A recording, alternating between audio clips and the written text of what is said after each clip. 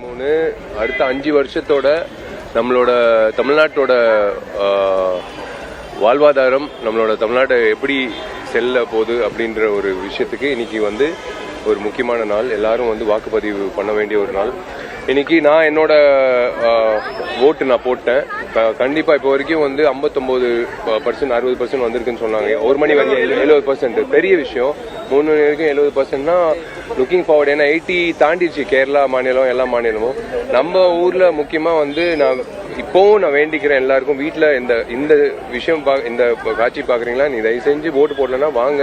வெயில் அடித்தாலும் சரி, லைனு அதிகமாக இருந்தாலும் சரி, போலீஸ் எல்லாம் நல்ல செக்யூரிட்டி பண்ணியிருக்காங்க. நீங்கள் வந்து ஓட்டு பதிவு பண்ணிவிடுங்க தயவு செஞ்சு.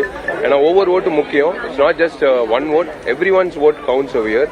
ஏன்னா எல்லா தொகுதியிலையும் எல்லா பிரச்சனைகளும் இருக்கு. அந்த பிரச்சனைகள் நமக்குள்ளேயே ஆதங்கங்களாக வச்சுக்க கூடாது. வெளியில கொட்டணும்னா நம்ம இந்த ஓட்டு பதிவு பண்ணணும். அந்த வகையில் அண்ணாநகர் தொகுதிக்கு நான் வந்து ஓட்டு பதிவு பண்ணிட்டேன். ஸோ இது சைக்கிளில் வருது, ஒன்றும் பெரிய விஷயம் இல்லை. எப்பவுமே எனக்கு பிடிக்கும் சைக்கிளில் வந்து ஓட்டு போட்டு. இந்த இடத்துல வந்து பல எலெக்ஷனில் ஓட்டு போட்டிருக்கேன்.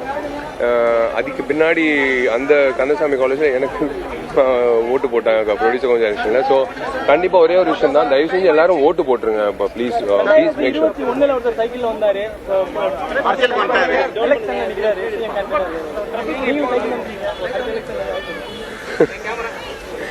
இல்லைங்க, அதான் சொல்றேனே, லெட் அரசியல்வாதிகள் அவங்க வேலை பண்ணாங்கன்னா நடிகர்களா இருப்போம். அதான் திரும்ப அதே தான் சொல்றேன். லெட் அஸ் see அது that's what it should. let's see. இல்ல பார்க்கலனால தானே நடிகர்கள் அரசியலுக்கு வராங்க. ஸோ அதுதான் நான் சொல்லுவேன்.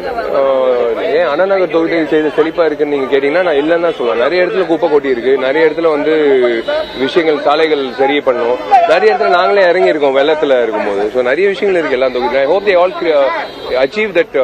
இந்த அடுத்த 5 வருஷம் யார் அரசாங்கம் அமைக்கிறாங்களோ அவங்க வந்து கண்டிப்பா அச்சீவ் பண்ணுவாங்க.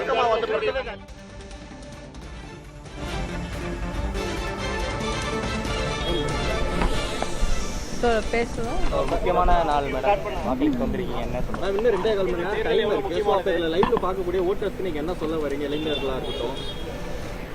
தமிழ்நாடு சட்டமன்ற தேர்தல் 2026 ரொம்ப வெகு உற்சாகமாக நடந்து கொண்டிருக்கிறது. காலையிலே பார்த்தீங்கன்னா நான் தர்மபுரியில வேட்பாளராக போட்டியிடுகின்றேன். நான் அதனால நான் நிறைய வாக்குச்சாவடிகள் பூத்துக்கு போயிட்டு வந்த வேட்பாளர் என்ற முறையில் 7 மணிலேருந்து 8:30-9க்குள்ளாவே 30% வாக்கு தருமபுரியில பதிவாயிருந்தது. நிறைய கான்ஸ்டிடுவன்சியில 40%, மத்தியானம் ஒரு 12க்கெல்லாமே 40-50% பதிவாயிட்டு இருக்கு. அப்பனா மக்கள் வந்து ஆர்வமாக வந்து ஓட்டு போடுறாங்க, ஒரு ஆட்சி மாற்றத்தை எதிர்பார்க்கறாங்க என்பதுதான் அதோட அர்த்தம். அதனால ரொம்ப நல்லா இருக்கு, வாக்குப்பதிவு ரொம்ப நல்லா இருக்கு. எல்லாரும் மகளிர், ஆண்கள், பெண்கள் எல்லாருமே வந்து ரொம்ப ஆர்வமா வாக்களிக்கிறாங்க. வெற்றி வாய்ப்பு எப்படி இருக்கு? 100% வெற்றி வாய்ப்பு. ஜனநாயக கூட்டணிக்கு என்ன சொல்ல வரீங்க? தேசிய ஜனநாயக கூட்டணி கண்டிப்பாக வெல்லும். வேட்பாளரா போட்டிடுறீங்க இந்த தேர்தல்ல. அடுத்த தேர்தல் வந்து சட்டமன்ற உறுப்பினரா சந்திப்பீங்களா மேடம்?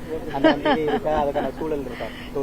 எல்லாமே இப்போ நல்லா இருக்கு, பார்க்கலாம். இது காலையில தர்மபுரியில வேட்பாளராக போன இங்க என்னுடைய ஜனநாயக கடமை சரி அதை ஆற்ற வேண்டும் என்பதற்காக கொஞ்சம் வந்து இங்கேயும் போட்டுட்டேன். சென்னையில டிராபிக் அதிகமா இருக்கனால போக முடியல, சொந்த ஊருக்கு போக முடியல, நிறைய பேர் அங்க அப்படிங்களா?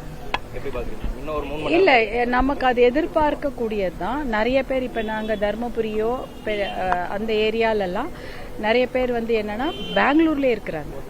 பெங்களூர், கிருஷ்ணகிரி, திருப்பூர்ல எல்லாம் ஒர்க் பண்றவங்க அவங்க எல்லாம் நேத்தேவே நிறைய பேர் வந்துட்டாங்க.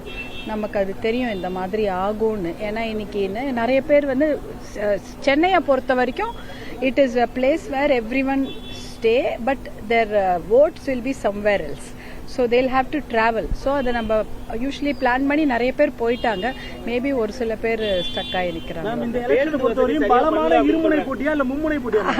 இருக்கட்டும், இதே போதும். நீங்க அதெல்லாம் எங்களுடைய பாட்டாளி அவர் கட்சி தலைவர் சொல்லிட்டு இருப்பாரு, நீங்களே சொல்லுங்க மேடம்.